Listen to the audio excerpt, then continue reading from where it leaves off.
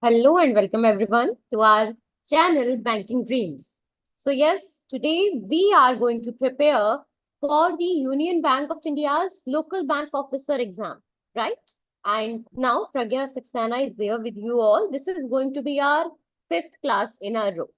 We will be covering the banking and financial awareness portion in the form of multiple choice questions.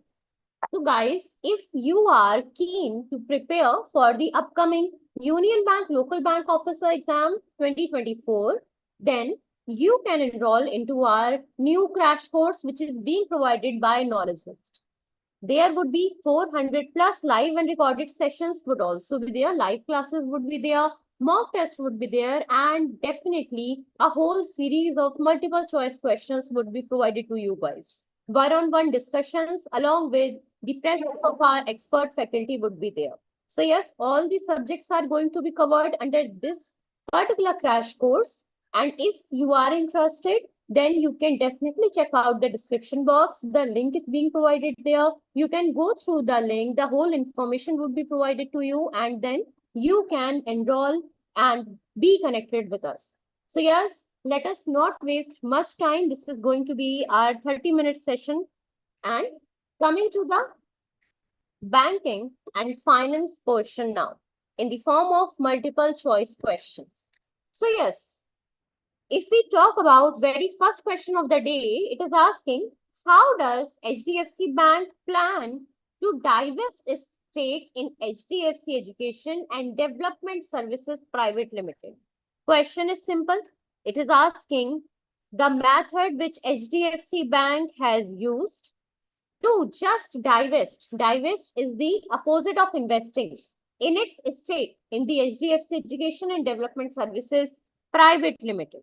So yes, there are four options, whether the method is of open bidding process, Swiss challenge method, direct sale to interested parties, or option four, that is merger with another education company.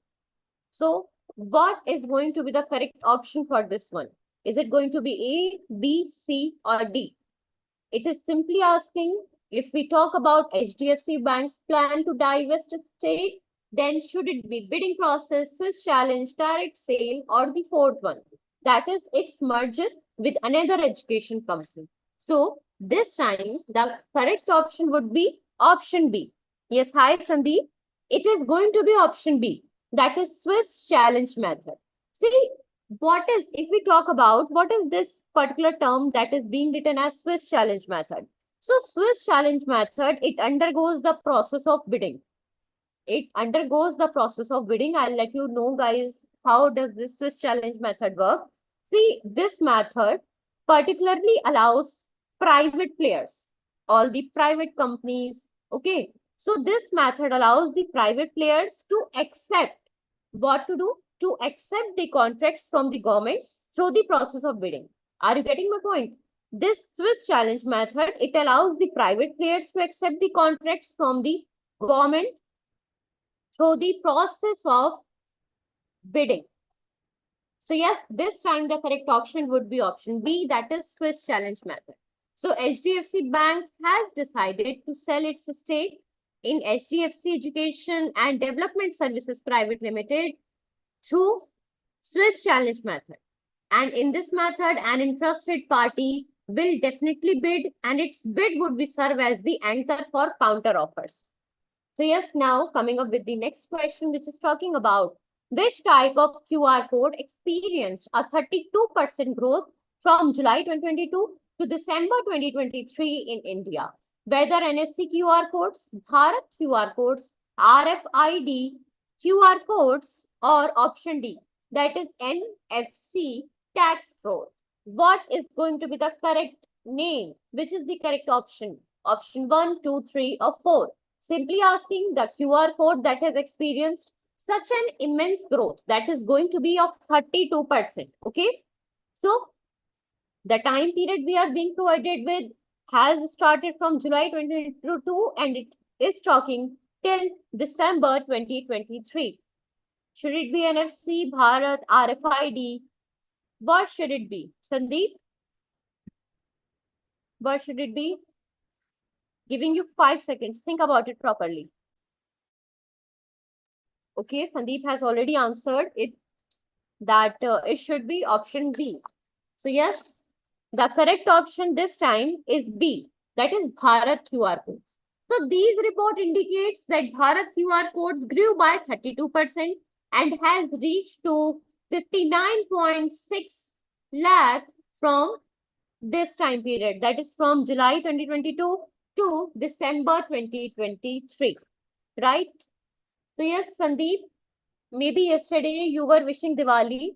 Happy Diwali to you and everyone who is present here. So yes, now talking about the next question. What percentage of terminals deployed were accounted for by the top 10 banks mentioned in the word line report? Whether 80%, 94%, option C, that is 70%, or option D, that is 85%. It is simply asking the percentage of terminals which are being deployed and they were accounted for by the top 10 banks. And these banks, from where we came to know that these are going to be like these top banks, 10 top banks, because they were being present in the word line report, right? So is the percentage 80%, 94%, 70%, or 85%? Giving you guys 5 seconds. Think about it properly. What should it be? Go through the question, the answers, the options which are being provided.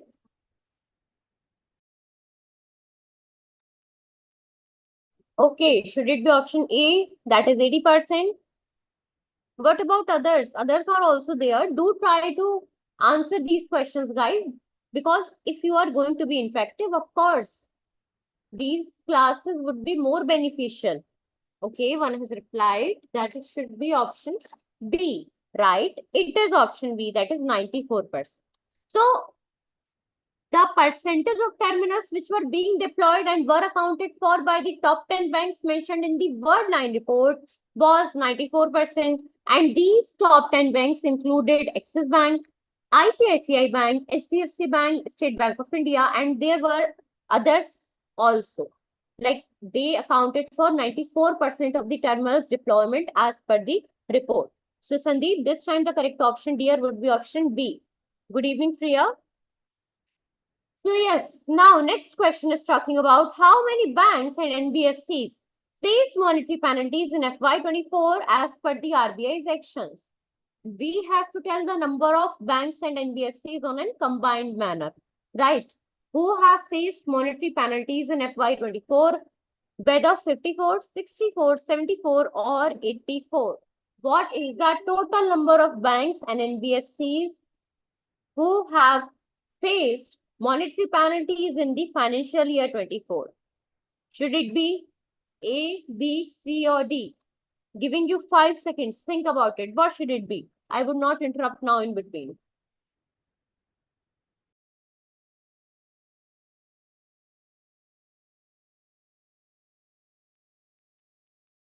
Okay, so Priya and Sandeep, both are saying it should be option C.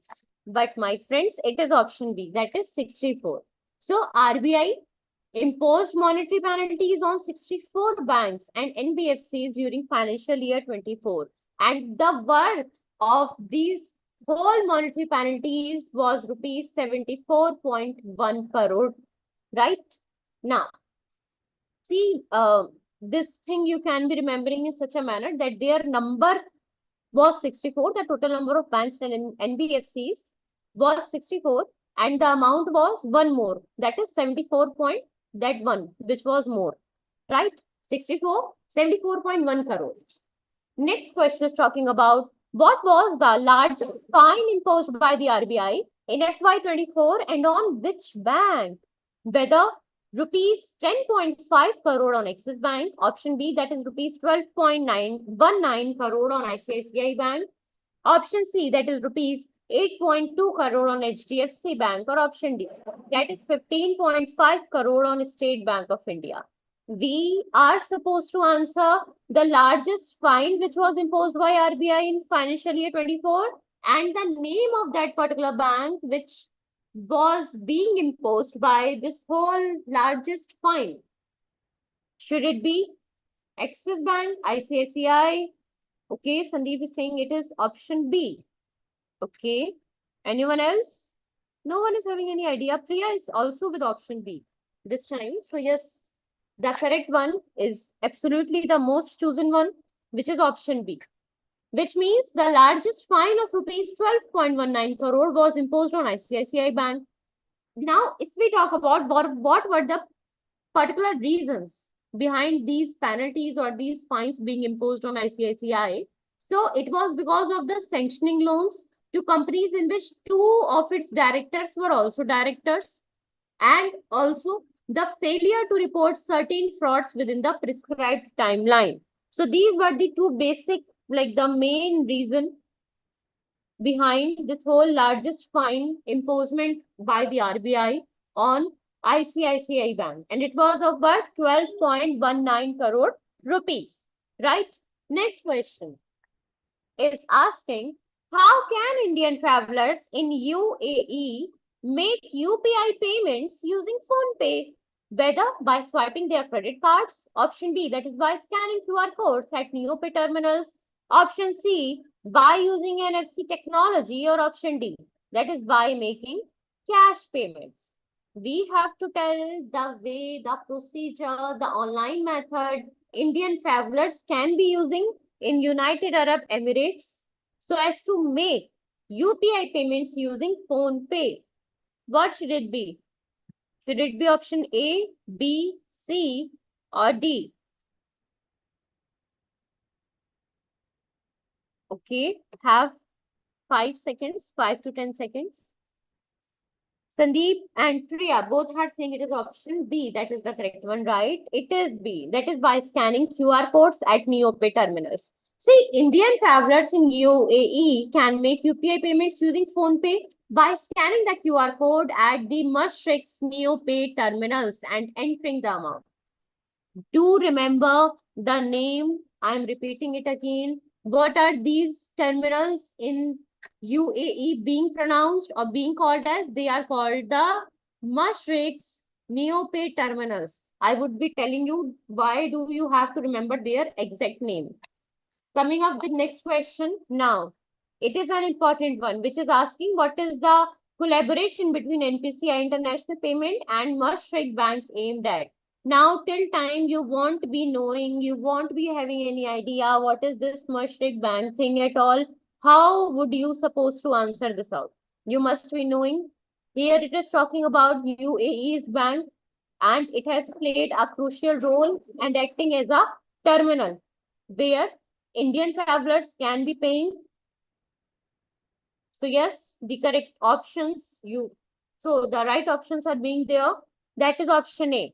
Introducing new credit card services, facilitating inward remittance services, enhancing securities at the ATMs, or option D. That is providing cryptocurrency exchange services.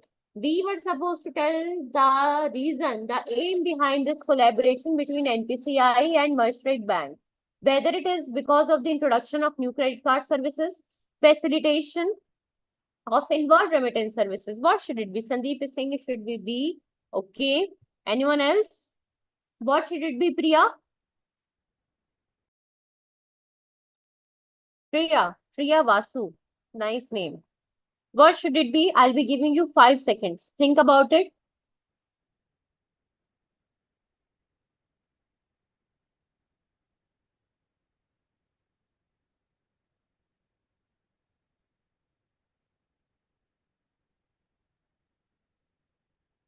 Okay, right.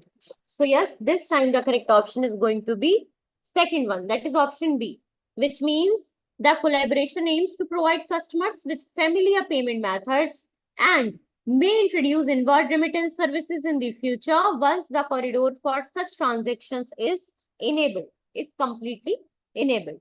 Now, coming up with the next question, which is talking about PhonePe has partnered with which organization to enable UPI payments in Singapore?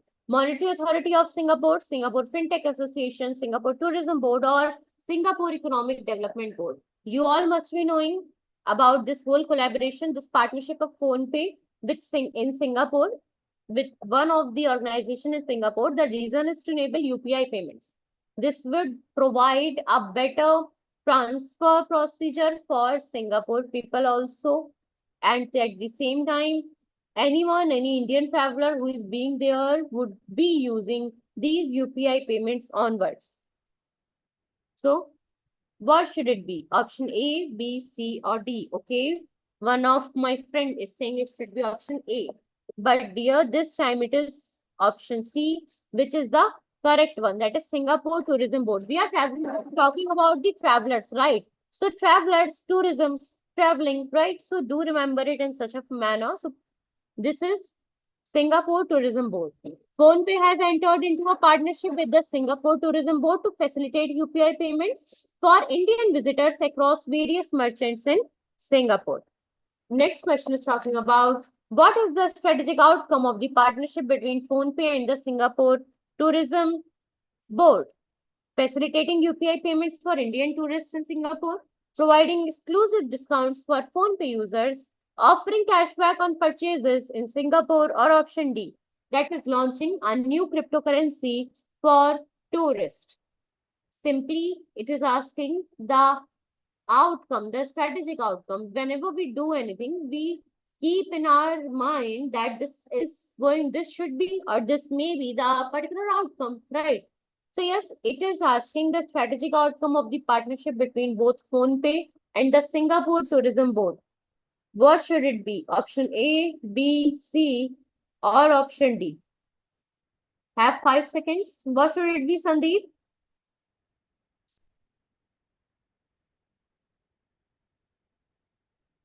Okay, right.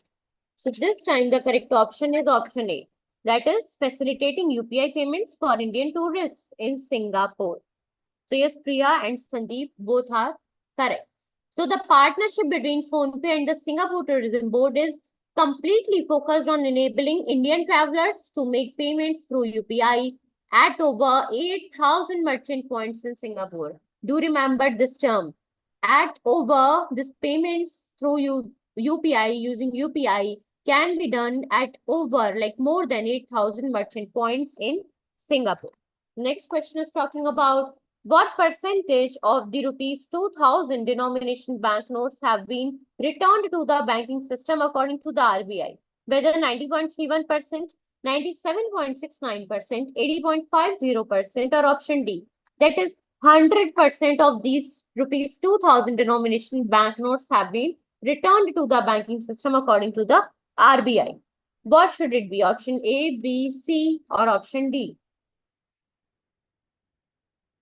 Anyone? Take your time, have few seconds, think about it. Go through the question, the options being provided.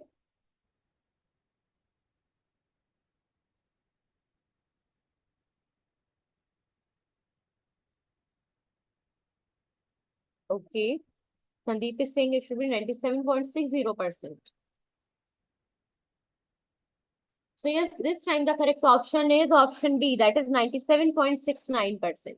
RBI stated that nearly 97.69% of the rupees 2,000 denomination banknotes have been returned to the banking system. So Priya, this time dear, it is going to be option B, which is the correct one. Do remember it in such a manner, no? Like 9 opposite 6, 6 more than 1, 7, 97.69%.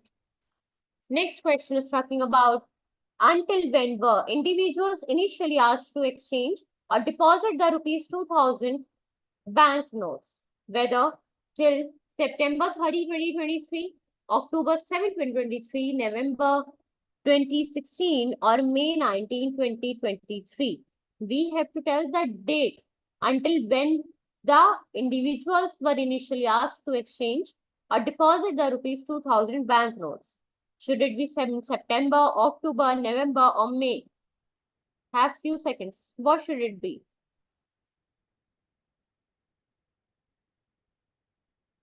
Okay, great.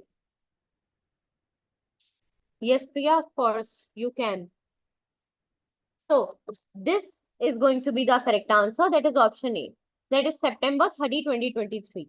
See, initially individuals were asked to either exchange or deposit the rupees 2,000 banknotes by September 30, 2023. See, Priya, the thing is, I agree.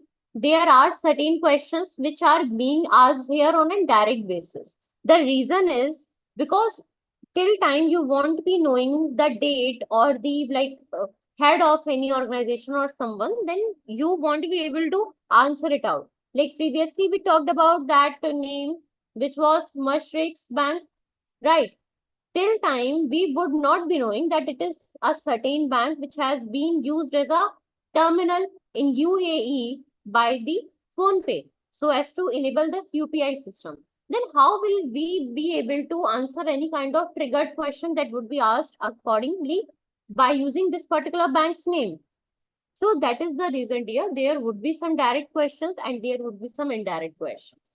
So yes, these type of questions are going to be acting as a crucial member for your examination as well, right? Now, coming up with the next question, which is asking, according to the Governor Shaktikanta Das, how has the RBI contributed to India's economic progress amidst the COVID-19 pandemic at RBI 90 years commemoration? By providing loans to the government, by deploying a range of conventional and unconventional liquidity measures, by increasing the repo rate, or option D, that is by buying gold reserves. Question is simple. It is asking the way RBI has contributed to India's economic progress amidst the COVID-19 pandemic, and this thing was being delivered by our Governor Shaktikanta Das at the RBI's 90 years commemoration celebration. So yes, this time the correct option is going to be B. That is, Governor Shaktikanta Das emphasized that the RBI deployed both conventional and unconventional liquidity measures to promote growth and ensure financial stability during the pandemic. Okay. So, Priya, as you are asking, the tricks to remember, like if you got my point, there was, we were talking about the, give me a second, we were talking about the percentage of 2000 denomination notes, right? In one of our questions, this was being asked. So the percentage was like 97.69%. So you can be remembering it in such a manner, dear, like it is 9, it is 9, same. 9's reciprocal is going to be 6, and 1 more than 6 is 7. So these are the basic tricks, dear, you can be using. You can write it like 7.6. You will just have to make a 9, 9. So such tricks you can be using.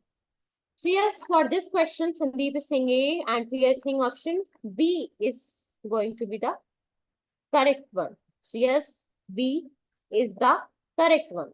Next question is talking about which significant reform was mentioned by Governor Shaktikanta Das as a factor that strengthened the banking system at RBI 90 years commemoration.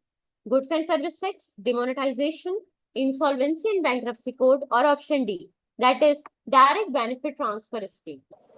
If we talk about the significant reform which was being mentioned by Governor Shaktikanta Das as a factor that strengthened the banking system at RBI 90 years commemoration, so should it be the Goods and Services Tax, that is GST, denomination, insolvency, bankruptcy code, that is IBC, or DBTS, that is direct benefit transfer scheme? Anyone? What should it be? Sandeep, Priya? What should it be, dear? Sandeep is saying it should be D. Priya is with option C. So yes, this time the correct option is option third, that is C. Insolvency and bankruptcy code. So this insolvency and bankruptcy code was cited by Governor Shaktikanta Das as a crucial reform that bolstered the banking system and controlled consumer price pressures at the same time. Next question is talking about what is the main purpose of the RBI's proposed integration of PPI wallets with third-party UPI apps? To decrease the use of physical cash, to limit digital transactions, to enhance customer convenience and digital payment adoption, or option D, that is to restrict the use of PPI wallets. Question is simply asking, whenever we do something, whenever any particular decision is taken into account by any of the organization, then the main purpose we have to tell. It is asking the main purpose of RBI's proposed integration of UPI wallets with the third-party UPI apps. Okay, so what should it be? Have 5 seconds. Think about it. Priya is saying it is option C. That is the correct one. That is the enhancement of the customer convenience and digital payment options. So yes, it is option C, which means RBI's proposal. Sandeep is also correct. RBI's proposal basically aims to offer PPI wallets holders the flexibility to make UPI payments through third-party apps, thereby increasing convenience and encouraging the use of digital payments for small transactions. Okay. Now, next question is talking about how will the proposed changes by RBI in digital payment accessibility with PPI wallets integration into third-party UPI apps impact users in the non-urban towns and rural areas? Question might be seeming typical or lengthy, but it is an easy one. Like in previous question also, we talked about the integration of this digital payment accessibility with the PPI wallets, okay, into this third-party UPI apps. It is simply asking that this change, this new integration is going to suffer or is going to provide or change or take into account what new certain changes in the non-urban towns and rural areas. So whether decrease in digital payment options, increased reliance on physical cash, enhanced access to UPI payments through third-party PPIs, or option D, that is mandatory use of bank-issued UPI apps. So both have answered that it should be option C. So yes, this time the correct option is C. That is enhanced access to UPI payments through third-party PPIs. See, this integration allows users specifically in non-urban and rural areas with limited access to UPI through small banks just to avail UPI services via third-party PPIs, and it also resolves challenges related to access and technical issues with the specific PPI issuers. So yes, now let us talk about the next question. What is the primary goal of the RBI allowing non-bank PSOs to offer CBDC wallets? Whether to limit the CBDC usage to banks, to enhance CBDC access and expand users' choice, to phase out physical currency, or to decrease transactions is key. What is it? Question is simple. It is asking what is the primary goal of RBI allowing non-bank PSOs to offer CBDC wallets? Go through the question, giving you 5 seconds. Think about it.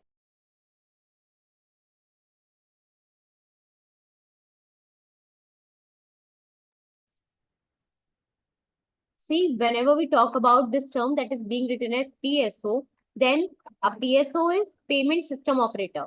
What is it? It is a payment system operator. Okay. And when we talk about any non-bank PSO, so a non-bank payment system operator is a, let me write it as well, it is a legal entity that operates a payment system and is regulated by RBI. What is it? It is a legal entity that operates a payment system, okay, and who regulates it? And it is being regulated by the RBI. There are different PSOs like PSPs, which mean payment system providers. Payment, let me write this one as well. Payment system providers and the NBFCs. NBFCs also come under these ones. NBFCs are the non-banking financial companies. And if we talk about any private company that acts as these non-bank PSOs, then there are Google Pay, Amazon Pay, okay, NPCI is there, and of course, Paytm, Karo. So yes, this time we talked about what is a PSO. Now tell me, do you know what is the meaning of CBDC wallets? Anyone? What are CBDC wallet? If I ask you guys, what do we mean by CBDC wallets?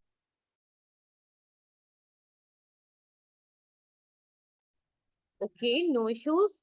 See, CBDC, its full form is Central Bank Digital Currency.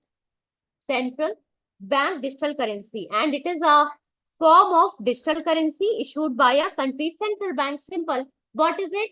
It is central bank digital currency and it is a form of digital currency issued by country's central bank. So you can see that these CBDCs or CBDC wallets, the currency in these wallets, they are similar to cryptocurrency. Okay, give me a second. They are similar to cryptocurrency, except there is a single difference. If we talk about the single difference between cryptocurrency and CBDC wallet, then its value is fixed by the central bank and they are equivalent to the country's fiat currency, right? What is an additional part about CBDC wallet? Their value is being fixed by central bank and at the same time they are equivalent to the country's fiat currency. So this is all about the explanation of this question. Now, has anyone answered? What should it be, Priya? What should it be, Sandeep? Okay, great. So both this time the correct option is option second, that is B. That is to enhance CBDC access and expand user choices. See, by involving non-bank PSOs and offering CBDC wallets, RBI aims to make CBDC more accessible and provide users with a wider range of choices, which foster greater adoption and flexibility in the digital economy. So yes, this time this is of course clear. So Priya, you are absolutely correct. That's it for today's session. And tomorrow we will definitely be meeting. And till then, study smart as the exams are by the corner. And happy Diwali to everyone once again with these whole sounds of loud crackers. So yes, signing up, Pragya this side. Bye bye everyone.